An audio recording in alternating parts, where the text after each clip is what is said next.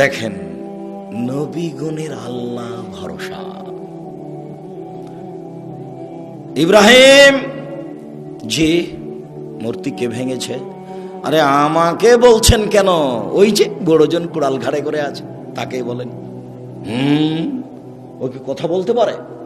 তুমি তো আমাদের ব্যঙ্গ করছো দেখছি। এই যুবকেরা কে আছো? গর্ত খনন করো, খড়ি জমা করো, আগুন লাগিয়ে দাও, একে ফেলে দাও। ইব্রাহিম আলাইহিস সালাম নিঃস্ব মানুষ, দলও নেই, সংগঠনও নেই, বংশও নেই, কিছুই নেই, একেবারে কোনো কিছু করার ক্ষমতা নেই, একেবারে কিছুই নেই,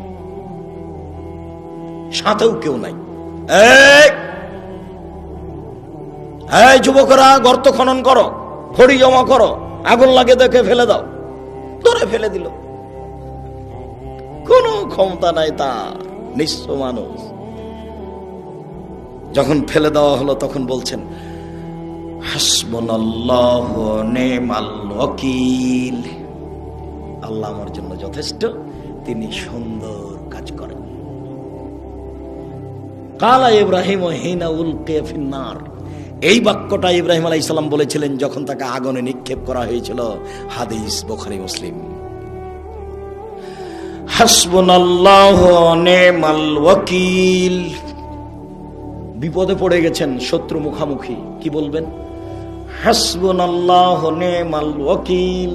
বক্তব্য শেষ হয়ে গেছে, আমার সামনে আসছে বৃষ্টির মতো ঢেল পাথর। ওই সময়তে আমাকে কোনো পাথর লাগেনি, ঢেল লাগেনি, তবে স্টেজ থেকে নেমে দৌড় দিলাম, এক বাড়িতে গিয়ে উঠলাম, তখন পায়ের স্যান্ডেল ছিল না, ও স্যান্ডেল পরার মতো পরিবেশ ছিল না। তখন আমি বলছিলাম হাসবুনাল্লাহু ওয়া নি'মাল ওয়াকিল। কতদিন যে এরকম ঘটনা ঘটেছে, এখনো ওরকম নেই, এখন মানুষ কিছুটা সহ্য করছে। আর তখন যেন আমার কথাগুলো সমাজে একেবারে নতুন ছিল। এখন যারা বা মাঝাবি মানুষ তারা একটু বুঝতে শিখেছে যে হাদিস জাল জয়ীব আছে। আমারই এক ক্লাস ফ্রেন্ড কামেল পাস একদিন বলছে ছি ছি ছি ছি ছি, আব্দুর রাজ্জাক বলছে যে হাদিস জাল। এ হাদিস কে বর্ণনা করেছে? উমার। হ্যাঁ আপনারা বলেন তো উমার কি মিথ্যে কথা বলতে পারে? তখন জনগণ বলছে না। দেখেন আব্দুর রাজ্জাক এই হাদিসকে মিথ্যে বলছে, যে হাদিস উমার বর্ণনা করেন। জনগণ তো আর বুঝে না, জনগণ তো আর বুঝে না যে হাদিস কিভাবে নকল হয়েছে। ওই মাইকটার ওখানে আল্লাহর নবী, আপনাকে দেখাচ্ছি, ওই মাইকটার ওখানে আল্লাহর নবী। এবার আল্লাহর নবী থেকে কথা শুনছেন আমার ওই ভাইয়ের ওখানে আবু হুরায়রা রাদিয়াল্লাহু তাআলা আনহু, উনি সাহাবীর স্থানে, তারপরে সাহাবীর পরে তাবেঈর স্থানে, তারপরে তাবেঈর পরে ইনি একজন, তারপরে আমার স্থানে ইমাম বুখারী। এখন ইমাম বুখারী বলছেন আমি হাদিস শুনেছি আমার শিক্ষক মাখুল হতে, তিনি বলছেন আমি হাদিস বর্ণনা করছি আমার শিক্ষক নাফে হতে, নাফে বলছেন আমি হাদিস নকল করছি আমার শিক্ষক আবু হুরায়রা হতে, আবু হুরায়রা বলছেন আমাকে আল্লাহর নবী বলেছেন। এইভাবে হাদিসের সূত্র আছে। তো ইনি বাড়িতে বসে বসে আরবি বানালছেন, দিয়ে এইভাবে রেডি করেছে। কথা বুঝেননি? তার নাম জাল হাদিস, তার নাম জাল হাদিস। দেখবেন আপনি মুখামুখি দেখবেন, মুখামুখি দেখেন, একবারে মুখামুখি। বেশ কিছু হাদিস আছে দাড়ি চাঁচা যাবে না, ছোট করা যাবে না, দাড়ি বড় করো। নবীগণের বৈশিষ্ট্য 10টি, পৃথিবীর সকল নবীর বৈশিষ্ট্য 10টি। 1, দাড়ি ছেড়ে দাও, ইচ্ছে মতো বড় হবে। 2, মোচ কেটে ফেলো, ব্লেড ব্যবহার করা হবে না, মোচ কাটতে হবে, মোচ থাকবে দেখে পুরুষ মনে হবে। দাড়ি আর মোচ চেঁচে ফেলে দিলে ওকে বেটি ছেলে মনে হবে, মহিলা মানুষ, তখন তার উপরে অভিশাপ হবে। দাড়িও নাই মোচও নাই, তখন ও নারী, তারপরে অভিশাপ, তারপরে অভিশাপ, তারপরে অভিশাপ। মোচ থাকবে, দাড়ি থাকবে, পুরুষ মনে হবে, আর পুরুষত্বা শক্তি কমবে না। তখন নারী বুঝতে পারবে, ওই বোকা মহিলা তো বুঝেনি তাই দাড়িকে খারাপ মনে করছে। ও যদি বুঝতে পারতো যে দাড়ি থাকলে পুরুষত্বা শক্তি বাড়ে, তাহলে তো বলতে না তুমি আরো দাড়ি রাখো, তুমি আরো দাড়ি রাখো, তুমি আরো দাড়ি রাখো। ও তো বুঝেনি ধর্মের ব্যাপার। দুই, বগলের লোম উঠিয়ে ফেলো, নারী পুরুষ একই হুকুম, ব্লেড চলবে না, নবীগণের বৈশিষ্ট্য। তিন, চার, নখ কেটে ফেলো, নবীগণের বৈশিষ্ট্য।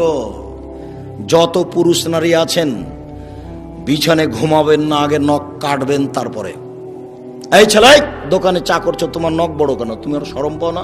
তুমি মুসলমানের বাচ্চা, নখ বড় কেন? তুমি আজকে নখ কেটে ঘুমাবা। উপস্থিত বৈঠকের মুসলিম বোন আপনাকে বলছে, এই মেয়ে, নখ বড় কেন তোমার? তোমার বাপ দেখে না? তোমার মা দেখে না? দুনিয়াতে এমনি আছো নাকি? বাপ নাই তোমার, মা নেই তোমার? খারাপ লাগে? তোমাকে খারাপ লাগে শুনতে? খারাপ লাগে কেন? তোমার বাপ আছে তো তোমার নখ বড় কেন? তোমার মা আছে তো তোমার নখ বড় কেন? কিসের তোমার বাপ মা? তোমার বাপ উপার্জন করবে গার্মেন্টসে, সেই জন্য তোমার বাপ।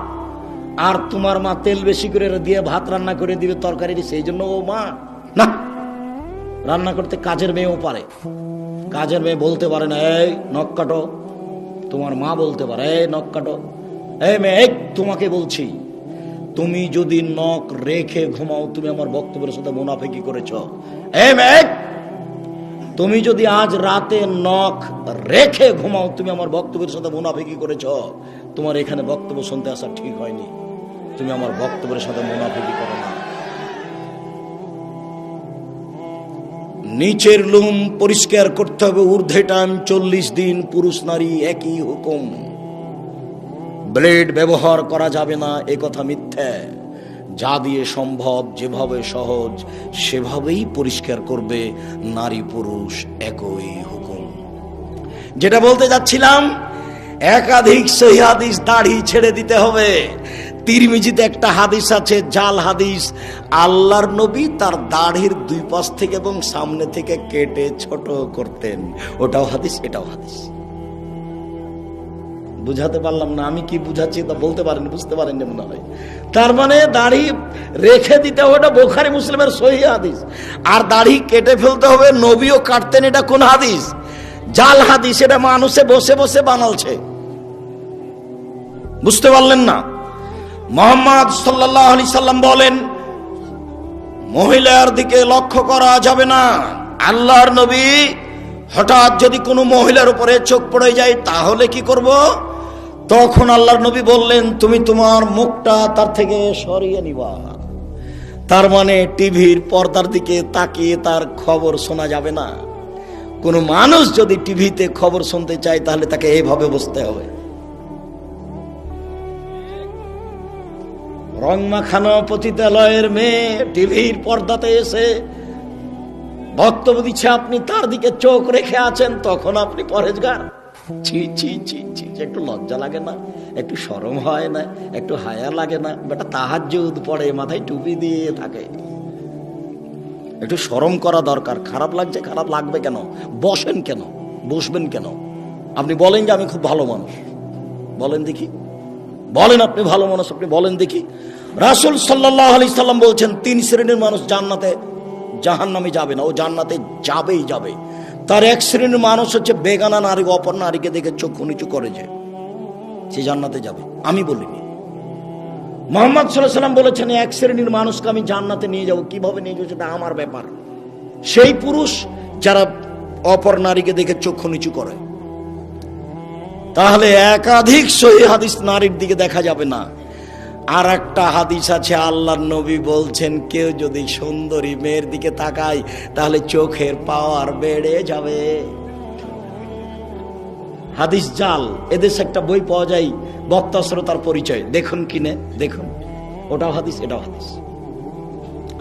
মুহাম্মদ সাল্লাল্লাহু আলাইহি সাল্লাম বলেন, সালাতের সালাম হচ্ছে, সালাত শেষ হচ্ছে আসসালামু আলাইকুম রাহমাতুল্লাহ, আসসালামু আলাইকুম রাহমাতুল্লাহ। আবু দাউদে একটি হাদিস আছে, সালামের বৈঠকে বসে বায়ু ছেড়ে দিলেই সালাম হয়ে যাবে। আসসালামু আলাইকুম রাহমাতুল্লাহ, আসসালামু আলাইকুম বলা লাগবে না। মানুষের বানানো প্রায় 3 লক্ষ হাদিস আছে। আমি আব্দুর রাজ্জাক বিন ইউসুফ 10,000 হাদিস রেখেছি আপনাকে দেখানোর জন্য। টাকার গায়ে লেখা আছে, চাহিবা মাত্র ইহার বাহককে দিতে বাধ্য থাকিবে। আমি আব্দুর রাজ্জাক বিন ইউসুফ 10,000 জাল জয়ীফ হাদিস আপনাকে দেখানোর জন্য প্রস্তুত রয়েছি। হাদিস যে জাল হয় তার আপনাকে দু একটা দেখালাম। ফাজাইলে আমল বইয়ে লেখা আছে যে আদম আলাইহিস সালাম ভারত থেকে 60,000 বার হজ করতে গেছে, তাহলে তার বয়স হতে হবে 60,000 বছর। একেবারে নগদ মিথ্যে। ফাজাইল আমলে বইয়ে লেখা আছে এমন ভাবে জিকির করবে দেখে যেন মানুষ বলে পাগল। আপনাদের এখানে যে বট গাছ আছে, বট গাছে এখন এখানে সম্মেলন হয় কিনা, যারা দেখেছেন তারা নারী পুরুষ জিকির করতে করতে উল্টে পড়ে যায়। যারা বাস্তব দেখেছে তারা বলছে জি না, এটা রাখা যাবে না, পীর মুরিদির কোনো নীতি রাখা যাবে না, যে কোনো মূল্যে এলাকা থেকে উঠাতে হবে, যে কোনো মূল্যে। কথা দিয়ে উঠান, পিটিয়ে উঠান। অসম্ভব আহলে হাদিস উর্দুশিত এলাকায় এরকম জিকির আজকার মিথ্যা নারী পুরুষ একাকার হয়ে হতে পারে না। অসম্ভব, যে কোনো মূল্যে ঠেকাতে হবে, যে কোনো মূল্যে। আপনি প্রস্তুত থাকুন। আহলে হাদিস উর্দুশিত এলাকায় এরকম মিথ্যে জিকির হবে, এটা হতে পারে না। ধর্মের নামে মিথ্যে জিকির চিৎকার করে হতে পারে না। এই মাটিতে জিকির হবে লা ইলাহা ইল্লাল্লাহ চুপে। আপনাকে কথা প্রসঙ্গে একটু দেখালাম। আল্লাহ ভরসা, আল্লাহ ভরসা একটু। আবু বকর সিদ্দিক রাদিয়াল্লাহু তাআলা আনহু বলেন, আমি গারে শহরে আল্লাহর নবীর সাথে আছি। তার একটু আগে বলি, 1 মিনিট এক খেয়ালে চেয়ে থাকবেন। মন খারাপ, আবু বকর সিদ্দিক হিজরত করে চলে যাবেন, পালিয়ে যাবেন। আল্লাহ রাসূল বলছেন, আবু বকর তুমি একটু থামো, আমাকেও যাওয়া লাগতে পারে। তখন আবু বকর সিদ্দিক বুঝলেন তাহলে দুইজনের একসাথে হিজরত হবে। এবার আবু বকর সিদ্দিক 2টা উটের প্রস্তুতি নিলেন। আর বক্তা বলছেন যে সেই দিন থেকে আবু বকর সিদ্দিক রাদিয়াল্লাহু তাআলা দরজায় দাঁড়িয়ে থাকলেন। কখন আল্লাহর নবী বলবেন, কখন রেডি, তাই তিনি রেডি আছেন, একবার সব মিথ্যা কথা। তখন উনি বুঝলেন যে আমাকে বের হতে হবে, 2টা উট রেডি। হঠাৎ একদিন দুপুরের সময় আয়েশা রাদিয়াল্লাহু তাআলা বলছেন, আমার বাপ মা খালি দিন ধর্ম, খালি দিন ধর্ম। মুহাম্মদ সাল্লাল্লাহু আলাইহি ওয়াসাল্লাম আমাদের বাড়িতে সকালে আসেন, বিকেলে আসেন, সকালে আসেন, বিকেলে আসেন। ঠিক একদিন দুপুরের সময় এসে বলছেন, ঢুকে বলছেন, আবু বকর সিদ্দিক, জি মেয়ে দুটাকে আপনার পরিবারের, এদেরকে সরতে বলেন। জি না, সরবে না। কি বলছেন বলেন। তার মানে আমি আবু বকর সিদ্দিক যেমন, আমার মেয়েরাও তেমন 19-20 হবে না। আমি বুঝতে পারছি আপনার কথা গোপন, কিন্তু আমাকে বলা যেমন আমার মেয়েদের সামনে বলা তেমন, কোনো সমস্যা নেই। ওটা আয়েশা, এটা আসমা। বুঝতে পারেননি মনে হয়। বাপ যেমন বেটা তেমন, বাপ যেমন বেটি তেমন। অর্ডার হয়ে গেছে, চলে যেতে হবে। ঠিক আছে, বের হয়ে গেলেন। গাড়ে শহরে পাহাড়ের মধ্যে আশ্রয় নিলেন, গর্তে। দিয়ে আবু বকর সিদ্দিক বলছেন, এখানে আপনি থামেন, আমি আসছি। এখানে আপনি বসেন, আমি আসছি।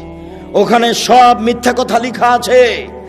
যে সব গর্তগুলিকে আবু বকর সিদ্দিক ছিদ্রগুলো বন্ধ করছিলেন, সাপ তাকে দংশন করতে পারে।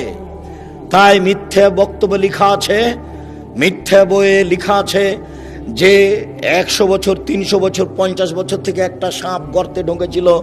একদিন মুহাম্মদ সাল্লাল্লাহু আলাইহি ওয়াসাল্লাম এখানে আসবেন, তাকে দেখবো এই জন্য। এবার সব গর্তগুলো বন্ধ করলেন আবু বকর সিদ্দিক, মাত্র একটা গর্ত খালি, আর কাপড় নেই। তখন গর্তের মুখের উপরে পা দিলেন। এবার সাপ দেখছে গর্তের মুখ বন্ধ, তাহলে আমি কিভাবে মোহাম্মদকে দেখব? তো দংশন করলেন। বিষে কালো হয়ে গেল, চোখের পানি ঝরে মোহাম্মদ সাল্লাল্লাহু আলাইহি ওয়াসাল্লামের ঝরলো। মোহাম্মদ সাল্লাল্লাহু আলাইহি ওয়াসাল্লামের ঘুম ভেঙে গেল। তিনি বলছেন, তোমার এরকম কেন অবস্থা? বলে, আমাকে সাপে দংশন করেছে। দেখি কোথায়?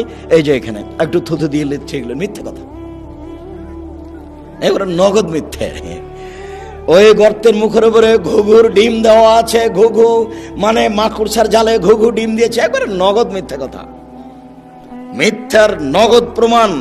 আবু বকর সিদ্দিক রাদিয়াল্লাহু তাআলা আনহু বলছেন, কুলতু লিন-নবী সাল্লাল্লাহু আলাইহি সাল্লাম, আমি আল্লাহর নবীকে বলছেন, আমি আল্লাহর নবীকে বললাম, আল্লাহর নবী, লাউ নাজারা আহদুহুম তাহতা কাদামাইহি, ওরা যদি কেউ পায়ের দিকে দেখে, ওই যে ওরা যদি কেউ পায়ের দিকে দেখে, লাভ সরানা, তারা আমাদেরকে দেখে নিবে। তখন আল্লাহ রাসূল বলছেন, মা জান্নাকে আবু বকর, আবু বকর আপনি কি মনে করেন? আপনি কে মনে করেন আমরা 2 জন? আল্লাহ সালেহুমা, আমাদের 3য় জন আল্লাহ। অসম্ভব, ওরা আমাদেরকে দেখতে পারে না। লা তাহজান ইল্লাল্লাহ মা'না, আপনি চিন্তা করবেন না, আল্লাহ আমাদের সাথে আছেন। আপনি কি মনে করেন আমরা দুইজন? তৃতীয় জন আল্লাহ, আল্লাহ ভরসা। দেখেন, আল্লাহ ভরসা। ফিরআউন পিছে পিছে ছুটে যাচ্ছে, মূসা আলাইহিস সালাম আগে আগে পালিয়ে যাচ্ছেন। সামনে কুলজুম সাগর, ডানে ফিরআউন, বামে ফিরআউন, পিছে ফিরআউন, সামনে সাগর। সঙ্গী সাথী বলছেন, ইন্নাল্লাহ মুদরাকুন, আমরা বন্দী, আমরা আটকা পড়েছি, আমরা বন্দী, আমরা আটকা পড়েছি। তখন মূসা আলাইহিস সালাম বলছেন, কাল্লা, কখনো নয়, অসম্ভব, এটা হতে পারে না। বলেন কি? কাল্লা, কখনো নয়, অসম্ভব, এটা হতে পারে না। ইন্না মায়া রাব্বি, আমার সাথে আমার প্রতিপালক রয়েছেন, সায়াদিনী, তিনি আমাকে পথ দেখাবেন। কোনো পথই নাই, কোনো পথই নাই, বাঁচার কোনো পথই নাই। ডানে ফেরাউন, বামে ফেরাউন, পিছনে ফেরাউন, সামনে সাগর। মূসা আলাইহিস সালাম বলছেন, কখনো নহে, অসম্ভব, হতে পারে না। আল্লাহ আমার সাথে আছেন, তিনি আমাকে পথ দেখাবেন। আল্লাহ ভরসা, বুঝতে পারছেন না? এর নাম আল্লাহ ভরসা। দেখেন, গাল্লাকাতিল আবওয়াব, সব দরজা জুলাইখা বন্ধ করে দিল। জুলাইখা সব দরজা বন্ধ করে দিয়ে বলছে, হাই তালাক, এইসব তুমি আমার সাথে জেনায় লিপ্ত হও। তখন ইসব বলছেন, মাশাআল্লাহ, আমি আল্লাহর কাছে আশ্রয় চাই। বলো কি তুমি, বলো কি তুমি, ইন্নাহু রাব্বি আহসানা মাসায়া, আরে তোমার স্বামী আমার মালিক, তিনি আমাকে ভালো থাকতে দিয়েছেন, ভালো খেতে দিয়েছেন, আমি অন্যায় করতে পারি না, তোমার সাথে আমি অন্যায় করতে পারি না। এই বলে ইউসুফ আলাইহিস সালাম দৌড় দিয়ে পালাতে চাইলেন। পিছন দিক থেকে জুলাইখা জামা টেনে ধরলো। আগে আগে বের হয়ে যাচ্ছেন ইউসুফ, পিছনে পিছনে যাচ্ছে, আগে আগে যাচ্ছেন ইউসুফ, পিছনে পিছনে যাচ্ছে জুলাইখা। যখনই বের হলেন তখনই সামনে হলো জুলাইখার স্বামী, এক জায়গায় তিনজন, ইউসুফ, জুলাইখা, জুলাইখার স্বামী। দেখে জুলাইখা কথা উল্টে দিল। জুলাইখা বলল, এ দেখেন, এ দেখেন, এ দেখেন, যাকে আপনি লালন পালন করেন, দেখেন তার চরিত্র কত খারাপ, সে আপনার স্ত্রীর সাথে অন্যায় করতে চাই, এর কি শাস্তি হতে পারে? আরে আপনি দেশের বাদশা, কি শাস্তি উল্লেখ করবেন? আমি জুলাইখা বলছি, ওকে যথাযথ পিটন দিতে হবে, নইলে জেলখানায় বন্দি করতে হবে। 12 বছর জেল হলো। 12 বছর পরে সরকারের পক্ষ থেকে লোক এসেছে, এইসব আপনাকে সরকার ডেকে পাঠিয়েছেন, আপনি বের হন জেল থেকে। তখন এইসব বলছেন, যাও, সরকারকে বলো এইসব জেল থেকে বের হবে না, যতদিন পর্যন্ত জুলাইখা জাতির সামনে ঘোষণা না দিয়েছে। আমি জুলাইখা বলছি, আমি অন্যায় করেছি, এইসব অন্যায় করেনি। এইসব এখানে সত্যবাদী, আমি মিথ্যাবাদিনী মহিলা। এই কথা জাতির সামনে ঘোষণা না দেওয়া পর্যন্ত আমি এইসব জেল থেকে বের হব না। আমি আপনাকে যেটা বলতে চাচ্ছি, এই ছেলে, কোনোদিন কোনো মেয়ে মানুষের সাথে মোবাইলে গল্প করো না। মেয়ে মানুষ তোমাকে ধ্বংস করবে, তোমার বাপকে ধ্বংস করবে, তোমার বংশকে ধ্বংস করবে, তোমার জাতিকে ধ্বংস করবে। এই যে দেখো, এই যে দেখো মেয়ে মানুষ, এই বেটা 3 মিনিটের মধ্যে, 1 মিনিটের মধ্যে কথা উল্টে দিবে। তুমিও যাবা জাহান্নামে, তোমার বাপও যাবে, তোমার বংশ যাবে, কারো মান সম্মান রক্ষা হবে না। এই দেখো জুলাইখা, এই দেখো জুলাইখা। জুলাইখা বলছে, এই যে দেখেন, আপনি যাকে খাওয়ার দিচ্ছেন, লালন পালন করছে, সে আপনার স্ত্রীর সাথে জেনা করতে চাই। হলো এটা? ঠিক হলো? আপনি কি করবেন তার? আরে আপনি কি করবেন? আমি জুলাইখা বলছি, ওকে যথাযথ পিটন দিতে হবে, নইলে জেলখানায় বন্দি করতে হবে। তুমি যার সাথে প্রেমের গল্প করছো, কথা উল্টে দিতে পারে। তখন তোমার কি হবে তুমি বুঝতে পারছো না। আজ থেকে আর কোনোদিন কোনো মেয়ের সাথে কথা বলো না। তোমাকে আবারও বলছি, তুমি তোবা করে উঠবা। উঠার সময় বলবে, আস্তাগফিরুল্লাহ ওয়া আতুবু ইলাইহি, আমি তোবা করছি, জীবনে আর কোনোদিন তার সাথে কথা বলবো না ইনশাআল্লাহ। এই ছেলে, তোমাকে আরো একটা বলে দিচ্ছি, তুমি এদিকে খেয়াল করো তো। আজকে এখানে তোবা করে উঠেছো, গিয়ে রাত্রে ঘুমাতে যাচ্ছ, মোবাইলটা লক করে দিয়েছ, দেখবা 2-1 মিনিট পরে ধীরে হাতটা মোবাইলে চলে গেল, লকটা খুলেছ, রিংও দিচ্ছ। এই সময়তে লাফ দিয়ে উঠে ল্যাপটা দূরে ফেলে দিবা। দূরে ফেলে দিয়ে একবারে ঘর থেকে বের হয়ে বলবা, নাউজুবিল্লাহি মিন জালিক, এই শয়তান তোর মুখে লাথি মারি, নাউজুবিল্লাহি মিন জালিক, এই শয়তান তোর মুখে লাথি মারি। আর এই পাটা মাটির উপরে রেখে তুমি এই করবো, ঘষবা, তোর মুখে লাথি মারি, তোর মুখে লাথি মারি, তোর মুখে লাথি মারি, নাউজুবিল্লাহি মিন জালিক। তুমি 2-1 মিনিট করো, দেখবা তুমি স্বাভাবিক হয়ে গেছো। সারা রাত আর ও তোমার কাছে আসবে না। তুমি যে তোবা করে গেছো, এই জন্য তোমার ঘরে খালি শয়তানে এমন ভাবে ভিড় লেগেছে, তুমি দেখলে অজ্ঞান হয়ে যেতে। শয়তানের কাজ ইহুদির কাছে নেই। শয়তান জানে যে ইহুদি জাহান্নামে যাবে। শয়তানের কাজ খ্রিস্টানের কাছে নাই। শয়তান জানে যে খ্রিস্টান জান্নাতে যাবে। শয়তানের কাছে হিন্দুদের কাছে নাই। শয়তান জানে যে ওরা জাহান্নামে যাবে। স্কুল কলেজ থেকে শয়তান চলে এসেছে কেন? যুবক যুবতীর উরু রানের উপরে মাথা দিয়ে বসে আছে। তখন শয়তান বলছে তাহলে আমি আর কি করবো, আমি তো এটা করাতাম, তো ওরাই যখন করছে তখন আমি যাই, তো এখন আমি যাব কোথায়? যে বলেছে আর কোনোদিন প্রেমের গল্প করব না তোর সাথে, তোবা করছি, আমার কাছে ওখানে, তোকে আজকে রাত্রে ঠগাবোই ঠগাবো, তোকে আমি দেখে ছেড়ে দেবো। এই কথা তোমার সাথে বাজি লেগেছে ইবলিস। এই বেটা তোর সাথে বাজি লেগেছে ইবলিস। এই ছেলে তোমার সাথে বাজি লেগেছে ইবলিস। যখন ইবলিসকে আল্লাহ বলেন এই আদমকে সিজদা করলি না কেন, তখন ইবলিস বলছে আমি সিজদা করব মানে?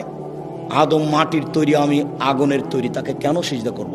তখন আল্লাহ বলছেন সর, সর এখান থেকে, সর, দূর হ। তখন ইবলিস বলছে হ্যাঁ দূর হয়ে যাব, তবে আমাকে একটা ক্ষমতা দিতে হবে। কি? আজীবন বেঁচে থাকবো। ঠিক আছে দিলাম। আর একটা, আদমের ছেলে মেয়েকে দেখে ছেড়ে দেবো কিভাবে জান্নাতে যায়। আমি যাব জাহান্নামে আর ওরা যাবে জান্নাতে, আমি ওদের দেখে ছেড়ে দেবো কিভাবে জান্নাতে যায়। তাহলে কথোপকথন মুখামুখি কার সাথে হচ্ছে? আল্লাহর সাথে। কার? ইবলিসের। ইবলিস আল্লাহর সাথে চুক্তি করেছে তোমাকে দেখে ছেড়ে দিয়ে তুমি কেমনে জান্নাতে যাও, যার জন্য তুমি তোবা করার সাথে সাথে তোমার ঘরে এসে ঢুকেছে। আর 1 মিনিট দেখো, 1 মিনিট এদিকে দেখো, এদিকে। আদম জি ফল খাবেন না, যেমন বলেছেন ফল খাবেন না, তেমনি ইবলিস এসে বলছে আমি ভালো মানুষ, আপনি আমার কথা শোনেন, আমি উত্তম পরামর্শ দাদা, আমি ভালো মানুষ, আপনি আমার কথা শোনেন। তারপর আর নাই। হাওয়া কি করা যায়? হাওয়া কি করা যায়? তা হাওয়া বলছেন খাও না। তো যখন বলছে তো সে তো ভালো মানুষ, কি করে? আবার চলে এসেছে, আরে আমি ভালো মানুষ, আমার কথা শোনেন, আল্লাহ আপনাকে জান্নাতে রাখবেন না সেই জন্য এই কথা বলেছে, আপনি খান জান্নাতে থাকবেন, আমি খুব ভালো মানুষ, আমি কল্যাণ কামনা করি, আপনার কল্যাণ কামনা করি। তারপর আর নেই। হাওয়া কি করা যায়? খান না, বলছে তো ভালো। এইভাবে বলতে বলতে খেয়ে নিয়েছেন। যেমন খেয়েছেন তেমনি আল্লাহ বলছেন আমি নিষেধ করলাম যে আমি। তখন দুইজন মিলে বলছে রব্বানা যালামনা আনফুসানা ওয়া ইল্লাম তাগফির লানা ওয়া তারহামনা লানাকুনান্না মিনাল খাসিরিন। হে আমাদের প্রতিপালক, তুমি যদি দয়া না করো, তুমি যদি ক্ষমা না করো, তাহলে আমরা অপরাধীদের অন্তর্ভুক্ত হব। আমরা নিজেদের প্রতি অন্যায় করেছি, তুমি যদি দয়া না করো, তুমি যদি ক্ষমা না করো, তাহলে আমরা পাপীদের অন্তর্ভুক্ত হব। মরা পর্যন্ত দুইজনে কথা বলেছেন, মরা পর্যন্ত। আর সব নিজের ছেলে মেয়েকে বলে গেছেন, আপনাকে বলেছেন, আপনি কি বলবেন? রব্বানা যালামনা আনফুসানা ওয়া ইল্লাম তাগফির লানা ওয়া তারহামনা লানাকুনান্না মিনাল খাসিরিন। কে বলেছেন? আমার বাপ বলেছেন। কে বলেছেন? আপনার বাপ বলেছেন। কে বলেছেন বলেন তো দেখি? আদম আলাইহিস সালাম বলেছেন। অতএব আমাকে আপনাকে বলতে হবে ও খুব শয়তান, ও হলো শয়তান। এইবার আপনাকে খালি যদি কথা বলিয়ে দিতে পারে মেয়েটার সাথে, বেটা তোবা কোথায় গেল রে তোর? এই বেটা তোর তোবা কোথায় গেল? ঠিক করেছিস তুই রে বেটা, তুই কথা বলেছিস, আমি এটা চাচ্ছিলাম, বাস থাকে, এবার আমি যাই। যার জন্য একবারে লাথি মারবে তুমি তার মুখের উপরে, তোর মুখে লাথি মারি, তোর মুখে লাথি মারি, নাউজুবিল্লাহ মিন জালিক, নাউজুবিল্লাহ মিন জালিক, আস্তাগফিরুল্লাহ ওয়া আতুবু ইলাইহি। আমি তোবা করলাম, আবার এই কথা বলছি কেন? আল্লাহ ভরসা। 2-1 মিনিট, বেশি নয়। এই ছেলে বসো। সম্মানিত দিনী ভাই বোন, এই 2-3টা হাদিস, কয়েক মিনিট। উমর ইবনে খাত্তাব রাদিয়াল্লাহু তাআলা আনহু বলেন, রাসূল সাল্লাল্লাহু আলাইহি সাল্লাম বলেছেন, লাউ আন্নাকুম তাতাওয়াক্কালুনা আলাল্লাহি হাক্কা তাওয়াক্কুলিহি। পৃথিবীর মানুষ, তোমরা যদি সত্য সত্য আল্লাহর উপরে ভরসা করো, লা রোযাকতুম, তাহলে তোমাদের রুজি দেওয়া হবে। কামা ইরযাকুত তায়র, যেমন পাখিকে রুজি দেওয়া হয়। তাক তো খেমাসান তারও বেতানা, সকালে পাখি খালি পেটে আসে, বিকালে পাখি ভরা পেটে যায়। পাখি কি গতকালকে খাদ্য জমা করে গেছিল? তা আজকে সকালে খালি পেটে আসেনি, এখন বিকালে কিভাবে যাচ্ছে? ভরা পেটে যাচ্ছে। আল্লাহর নবী বলছেন তোমরা সত্য সত্য আল্লাহর উপর ভরসা রাখো, পাখিকে যেমন খেতে দেওয়া হয়